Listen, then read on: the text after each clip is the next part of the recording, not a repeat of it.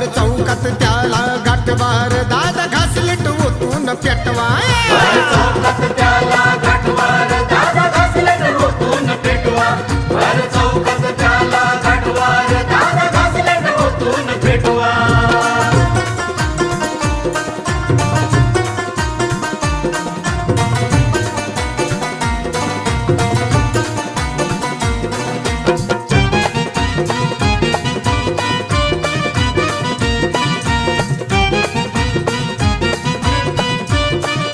ऐशो आरामामध्ये जो फिरतो एशी गाडी मध्ये